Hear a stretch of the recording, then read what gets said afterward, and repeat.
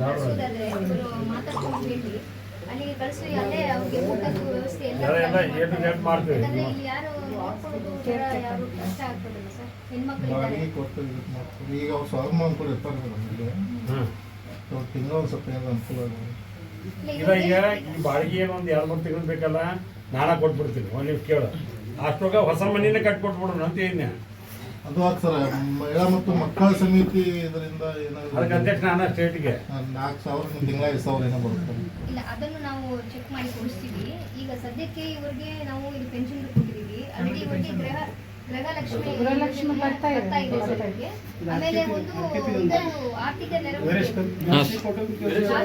ಕುಟುಂಬಿಕ ಯೋಜನೆಯಲ್ಲಿ 20,000 ರೂಪಾಯಿ ನಾವು ಕೊಡ್ತಾ ಇದ್ದೀವಿ ಸರ್.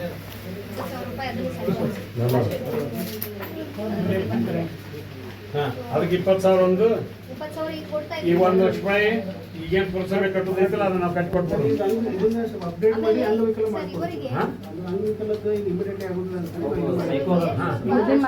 ಅಪ್ಡೇಟ್ ಮಾಡಿ ಅಂಗವಿಕಲ ತೋರಿಸಿ ಬರೋದು ಮಾಡ್ತೀವಿ. ಅಂಗವಿಕಲ ಮಾಡಿದ್ರೆ ಎಷ್ಟು ಬರುತ್ತೆ? ಅದನ್ನ ಮಾಡಿಬಿಡ್ರಿ. ಇದು ಅಪ್ಡೇಟ್ ಮಾಡ್ತೀವಿ ಓಕೆ ಸರ್. ಅವ್ರಿಗೆ ಮೆಡಿಕಲ್ ಟೆಸ್ಟ್ ಏನು ಆಗಿಲ್ಲ ಸರ್, ಅವ್ರಿಗೆ ಮಾಡಿಸಕ್ಕೆ ಹೇಳಿದ್ದೀನಿ. ಮಾಡಿಸಿ ಅವ್ರಿಗೆ ಏನೋ ಮಾನಸಿಕತೆಯಾಗಿ ತೊಂದರೆ 2,000 ರೂಪಾಯಿ ಬರಲಿ, ಯಾಕಂದ್ರೆ ಅದು ಇದು ಇಮಿಡಿಯೇಟ್ ಈಗ ತಿಂಗಳ 2,000 ಬರ್ತೇನೆ ರೀ ಗೃಹಲಕ್ಷ್ಮಿ. Doctor sir. ಡ್ರೈವರ್ ಇವ್ರಿಗೆ ಏನಾದ್ರು ಒಂದು ಉದ್ಯೋಗ, ಯಾಕಂದ್ರೆ ಹೊರಗಡೆ ಎಲ್ಲ ಹೋಗಿ ಕೆಲಸ ಮಾಡೋ ಸ್ಥಿತಿ ಇಲ್ಲ. ಪೊಲೀಸ್ ಸಾಕಾಣಿಕೆ ಮಾಡೋದಕ್ಕೆ ಒಂದು ಇದನ್ನು ಸ್ವಯಂ ಉದ್ಯೋಗ ಅಂತ ಇದ್ರೆ ಅನಿಮಲ್ ಹಸ್ಬೆಂಡ್ರಿ ಡಿಪಾರ್ಟ್ಮೆಂಟ್ ಇಲ್ಲ, ನಮ್ಮ ಅಲ್ಪಸಂಖ್ಯಾತರ ಇಲಾಖೆ ಒಂದು ಹಾಕೋದೈತೆ, ಅದು ಲೋನ್ ಅಂತ ಇರ್ತದೆ. ಪ್ರೆಸೆಂಟ್ ಈಗ 50 ಕೋಳಿ ಸರ್. ಅಲ್ಲ, ಅದನ್ನ ಮಾಡಕ್ ಬರ್ತದೆ. ಅದು ಪಶುಸಂಗೋಪನಾ ಇಲಾಖೆಯಿಂದ ಕೊಡಕ್ ಬರುತ್ತೆ.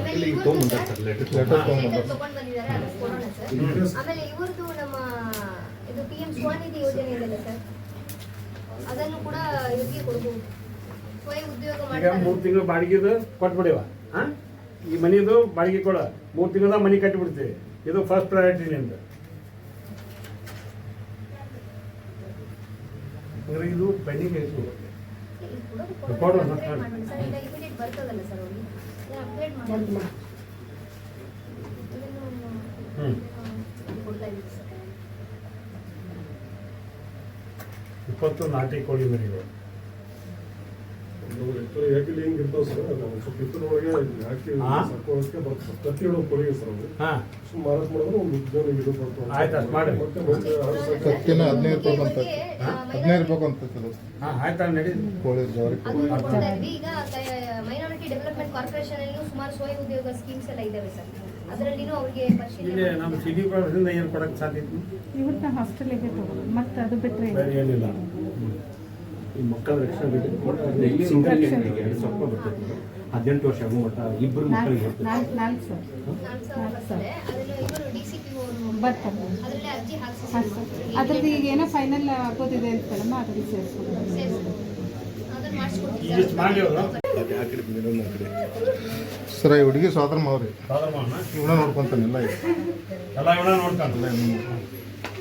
ಇವ್ರಿಗೆ ಒಂದು ಆಶ್ರಯ ಯೋಜನೆ ಮನಿ ಸ್ಯಾಂಕ್ಷನ್ ಆಗೈತೆ ಸರ್. ಹಕ್ಕುಪತ್ರ ಕೊಟ್ಟೈತ್ರಿ. ಈಗ ಅದು ಒಂದು ಇದು ಬಾಡಿಗೆ ಮನೆ ಸರ್. 3,000 ರೂಪಾಯಿ ಬಾಡಿಗೆ. ಇದು ಬಾಡಿಗೆ ಇದು ನಂಬರ್ ಅಲ್ಲಿ ಹಳದ್ರವಣೆ ನಪ್ಪುರಿ ಯಾರು ಅದಾರಲ್ರಿ, ಗುಡ್ಡ ಕಲ್ಲದ ನಮ್ಮ ನಪುರಿ ಅವ್ರ ಸಹೋದರಿ ರೀ ಸರ್. ಈ ಹುಡುಗಿ ತಾಯಿ ನಪುರಿ ನೀನು ಬೈದ ಅವಶ್ಯ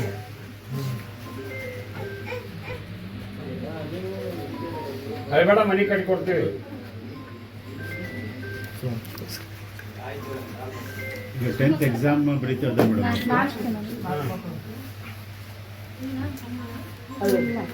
4 ಜನ ಹೆಣ್ಮಕ್ಳು.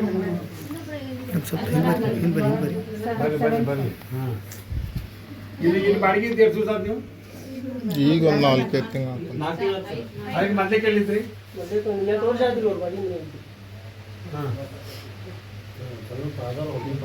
ತಾಯಿಗೂ ಅದ ಟ್ರೀಟ್ಮೆಂಟ್ ಒಳಗೆ ಕೈಟಿನೂ ಹುಡುಗಿನ ಏನ ಬಂದ್ರು ಈ ಹುಡುಗಿನ ನೋಡ್ಬೋದು. ಏನು ಹೆಸರು ಹೋಗ್ತಾರಲ್ರಿ, ಈ ಹುಡುಗಿನ ನೋಡ್ಬೋದು. ಅವ್ರ ತಂದೆಯವ್ರಿಗೆ ಇವ್ರದ್ದು 1 ಲಕ್ಷ ರೂಪಾಯಿ ಕಾಂಟ್ರಿಬ್ಯೂಷನ್ ಕಟ್ಟಬೇಕು. ಅದಕ್ಕೆ ಮನೆ ಕಟ್ಟೋದು ನಿಂತಿರ್ತದೆ ಭಾಳ ಅಂದ್ರೆ. ಹೌದು ಸರ್. ಆ 1 ಲಕ್ಷ ನಾವು ತುಂಬ್ಸಕ್ಕೆ ಅರೇಂಜ್ಮೆಂಟ್ ಮಾಡ್ತೀವಿ.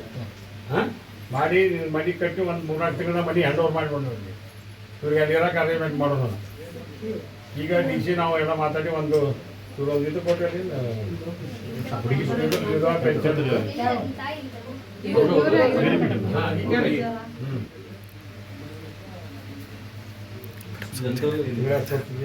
ಒಂಚೂರು ತಿಳುವಳಿಕಿಲ್ಲ.